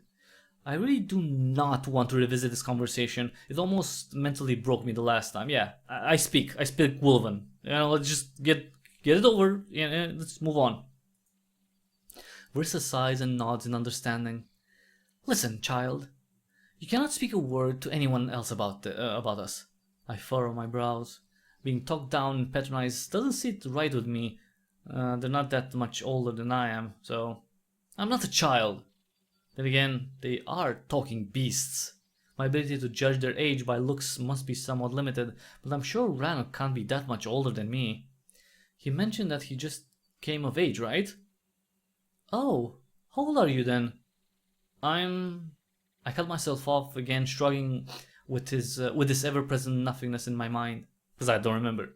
I can't remember how old I am, but I know I'm not a child. I'm of age, I summarize, not exactly sure whatever that means to the wolves, but fairly certain that for a human, that's exactly what I am. Curious, you don't look like it, she mutters unconvinced. I would take it as a compliment, but I can bet it's another jab at how small I am. Well, it doesn't really matter now, does it? My quip causes Rannoch to laugh. Witty and sharp-tongued, the female looks at Rannoch with a hint of fear in her eyes. This is serious. Oh, for crying out loud. Why are you all so obsessed with my ability to speak? Why do you want me to play mute in front of others? I can see that she gets more spooked out with each sentence I utter, and it only frustrates me more. Are you telling me that humans are supposed to be some sort of primitive cavemen? Is that it? Because let me tell you, this house and your office look like they're out of a fucking history book. What? It's a good house. Rannoch glances around the room with slight confusion, while Verissa briefly checks out her dress. We know that your species isn't primitive. Then why do you want me to play dumb? She finally snaps at me with a soft, almost melodic growl. Because others won't understand. And we do? What is there to understand? I ask in resignation. No outsider speaks our language. We don't teach it to otherkin. She almost says it with disgust in her voice. The only creatures that can speak our tongue are the other Avalan wolves. Avalan is the world in which the game is set. And huskies, but they always have this unbearable twang to the way they speak. You speaking to us like you were born here? It's unheard of. Bordering on sacrilegious. She rests her face in a paw, rubbing her temple. Sacrilegious? Our language is part of who we are as a people. It was given to us by our ancestors to keep and guard as our own, so that we can only communicate with them. We don't take kindly to other kin who try to learn it. Teaching outsiders is a capital offense. I don't know why or how I would learn it then. Which is more reason for you to keep quiet. It is clear that someone had to teach you, and from the way you speak, it was obviously one of our own. Not only is your life in danger, you could send the entire tribe into a frenzy. Frenzy? It's clear someone betrayed us and broke our laws by teaching outsiders to speak. You're the walking proof of that. We'd have the elders clamoring for blood, and that's the last thing our tribe needs right now, more paranoia. This is all utter nonsense. I've never seen a talking wolf in my life. Until today, that is. I shrug. The female looks at me expectantly, but I have nothing else to add. Volgar said that you seem to be suffering from a memory loss. I'd say that it's far more likely that you don't remember meeting a wolf who taught you our language, rather than you miraculously gained the ability out of the blue. Wouldn't you agree? Well, I guess. I reluctantly concede. In all fairness, both options seem equally plausible, because to me none of this makes any sense, but I'm not about to argue that to a she-wolf who is convinced that her reality is more valid than mine. Especially since we apparently need her to save my skin. Okay, now we have this out of the way, let us deal with the more pressing matter. What in the name of Aluna is the human even doing here? I rest my cheeks in my hands, slumping down as Ranuk begins to explain his entire misadventure. I pay as much attention as I can, as some parts of the story flew over my head earlier. However, there are no surprises. Ranuk went on his spiritual trip, couldn't find any enlightenment, so he decided to meditate underneath his tree, whatever that means. Apparently that's where he found me, drenched in blood. I have to question the ancestors the wolves worship. If this truly is all part of their plan, it's a shoddy one at best. The whole setup seems more akin to a horror story than an actual spiritual journey, but then again, what do I know? I watch as the female listens carefully to what is being said, but she doesn't show any emotion, even when Ranuk clumsily tries to implicate her to his coming of age ceremony, or suggest that I was part of some sort of dark ritual. She is eerily calm, or at least good at hiding her inner thoughts. Well, that was pretty much it. The Grey Wolf concludes his explanation and silence falls over the room. It drags on for a bit while we look at Verissa expectantly. She keeps us in suspense for a while longer, most likely weighing her options. Sweet ancestors, you are the dumbest wolf in the tribe, if not the whole of Avalan. She sighs, again not showing much of any emotion. Can you help me protect him? What choice do I have? Finally something, a hint of annoyance. It's not exactly filling me with hope, but Volgar proves me wrong. You really want to get involved? You've already involved me. Besides, other kin or not, this human is not at fault. She looks at me with pity. From what you both told me, the human was out cold. It's Ranuk who broke the law. I would not be able to sleep knowing that I allowed an innocent to pay for his stupidity. I find it hardly fair to belittle Ranuk like this, but not knowing he saved my life. No need to speak. She cuts me off, addressing the two wolves. This is a very precarious situation. We are risking the fury of our tribe. The fury of our tribe. But can you help us? I need to commute with the spirits. I may have an idea of how to fix this, but I want to make sure our ancestors won't find it questionable. Yeah, sure. Go huff some incense while we worry about what to do with this whelp. Again, it's hard not to chuckle at Volgar's jabs. It's nice for once not to be on the receiving end of those. However, I find myself troubled. Any plan involving my safety relies on substance abuse. Yes, I will huff some incense so that I can receive guidance on how to avoid us all getting banished. The female reiterates through her fangs. They keep talking about banishment, but I can't quite understand what for. If it's about me keeping my mouth shut, I will. That's only one of the problems, the female retorts, looking at me with slight annoyance. I guess she really meant it when she said I shouldn't talk, but I don't care. The forest around our village is sacred. No outsiders are allowed. So they said, but there must be some exceptions. There are none. Trespassing is punishable by death. Even Ranuk's delusion about the right of sanctuary is just that. A delusion.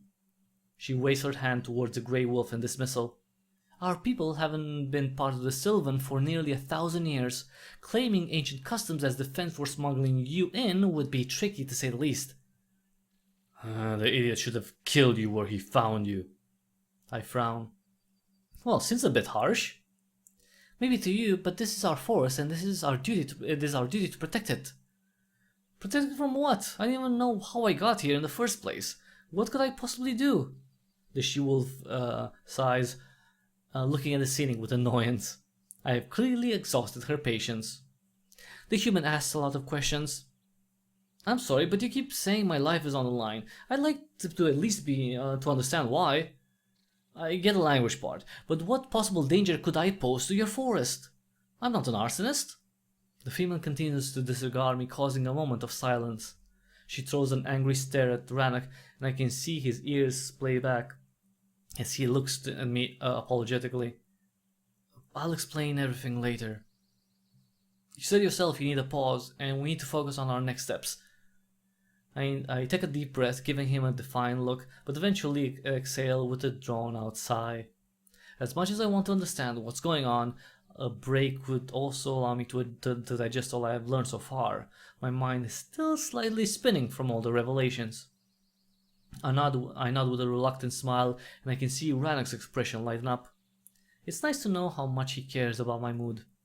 Somehow, I feel like that's not something I'm used to.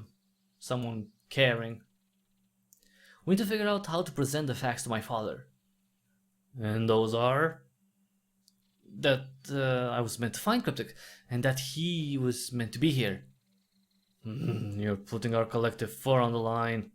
The Black Wolf issues a stifled growl. His but as insane as it sounds, claiming it was all fate is our best chance. You can't be serious. Everything will be fine, the spirits willed it. Oh, for all our sakes, I really hope that's the case. The female embraces herself, looking at me with a worried, almost empathetic expression. This is going to be a tough nut to crack. I hope you two are ready for the potential fallout. Moon knows, I'm not sure I am. Remember your own ceremony? Renan looks up at her with determination. Your road will be hard, but you must never waver or stray from the path. That was the message you got from the ancestors. He nods confidently, causing the female to stare at him with a slightly open muzzle.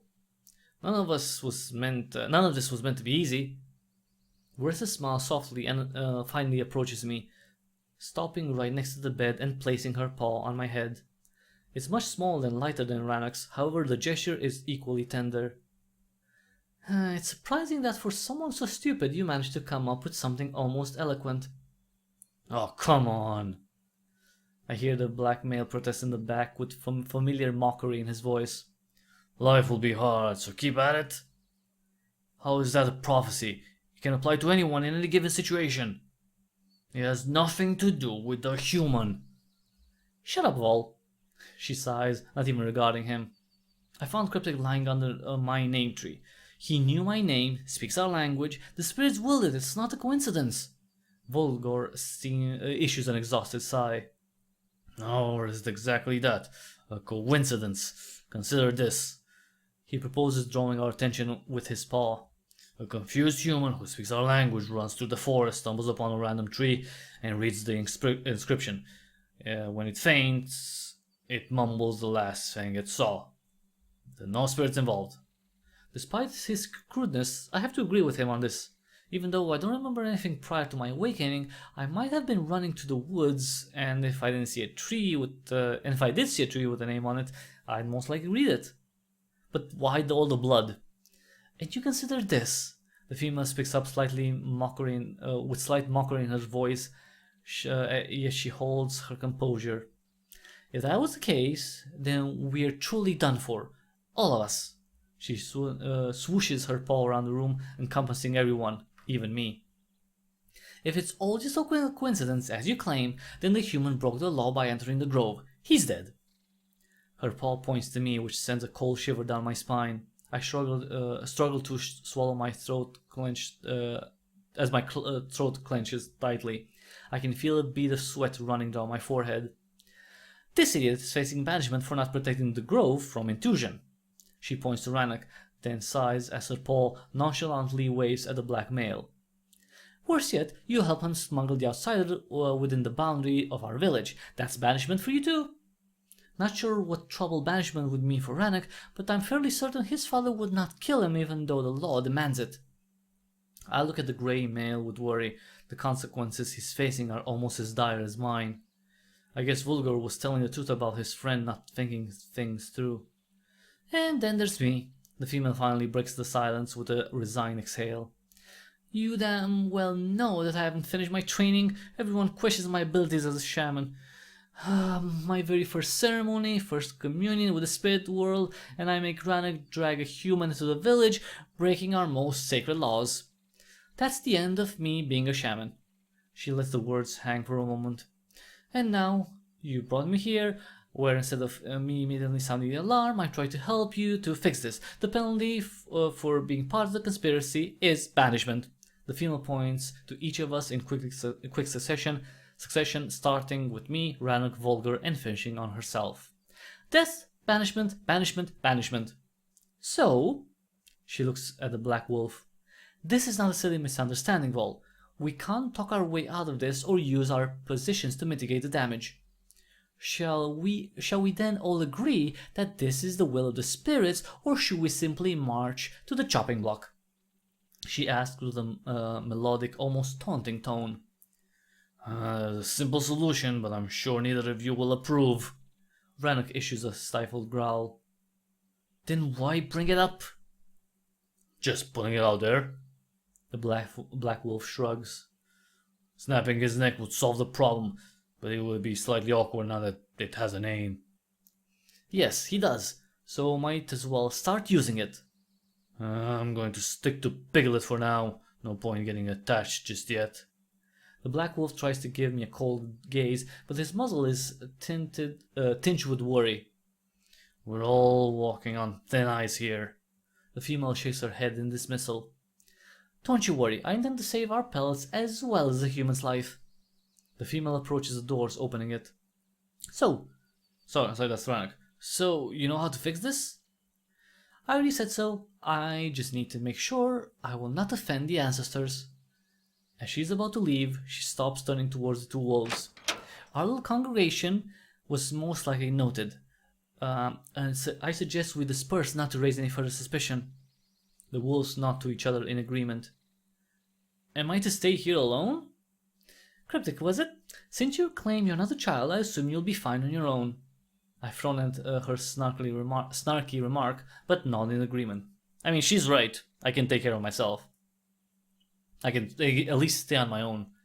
Well, you keep an eye on the house. Make sure no one's snooping about. Rannoch, you must go and speak with Tano. Why? The male scoffed, seemingly appalled by her suggestion.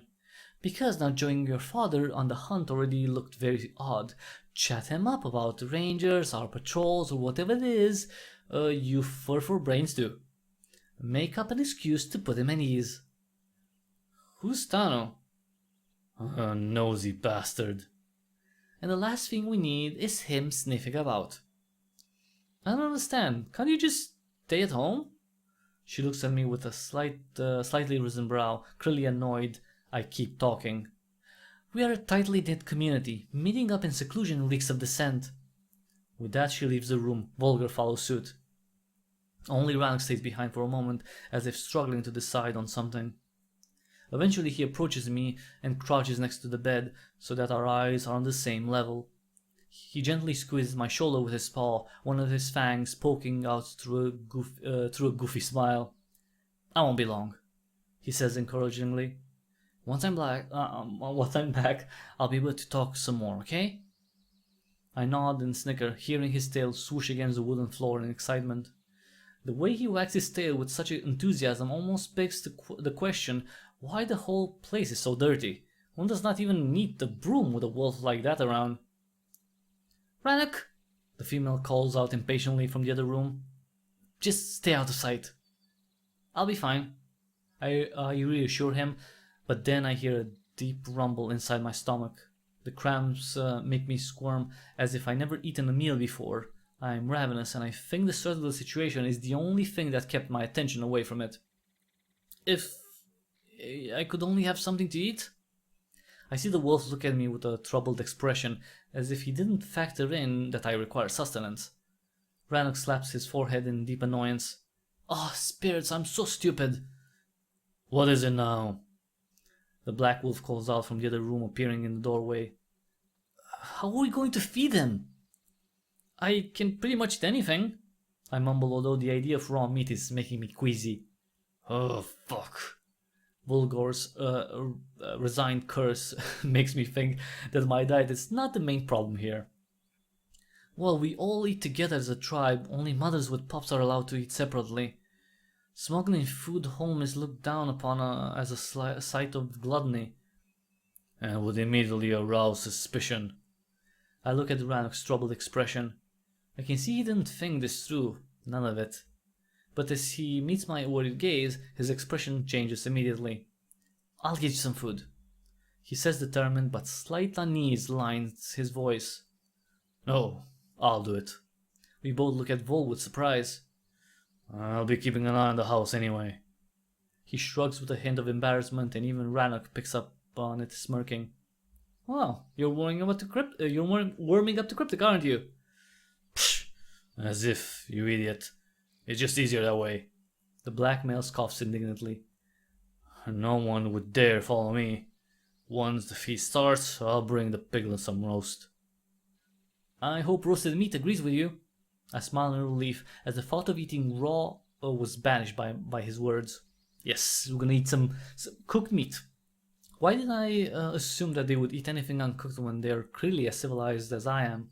Well, they don't really have a mirror around, so let's go. Vulgar utters impatiently, tapping his foot against the ground and causing Rannoch to stand up. The grey wolf winks at me while tilting his head towards the small window.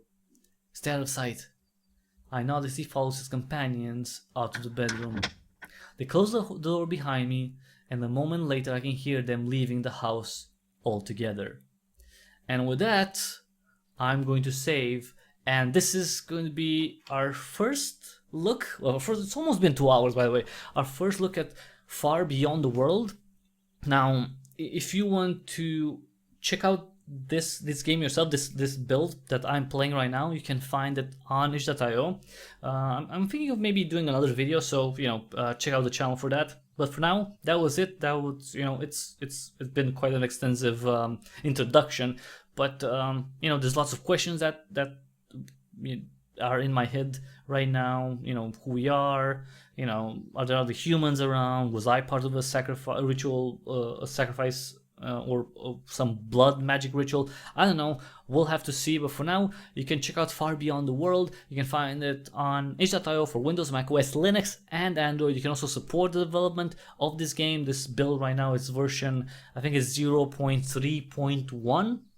And it gets monthly updates, so if you want to see more stuff and you want to help the developers continue developing and making Far Beyond the World, then you can support them on Patreon and on Ko-fi. I'm going to try to put links in the description below for all of those, if it's fine. There's probably going to be more let's say not safe for work stuff, but for now this is in the first hour and 50 something minutes. Thanks so much everyone for watching. If you like this video, please give it a thumbs up real quick. And if you like what I do here, consider subscribing. Subscribe on YouTube, on BitChute if you want to see all the cool games that I cover and see the ways through which you can support me. They're all in the description below. I'm not gonna go through all of them because it's already been a very long video. So check those out. Help out in any way you can. You don't have to pay anything out of pocket. There's lots of ways that don't cost you anything, so check those out because I really need also the support I can get to continue doing gaming coverage and more. Thanks again everyone for watching, and until the next time we see each other, careful when you go to the woods. Someone might knock you over the head and kidnap you and strip you and use you in a blood ritual. So yeah, be careful with that and have an awesome day.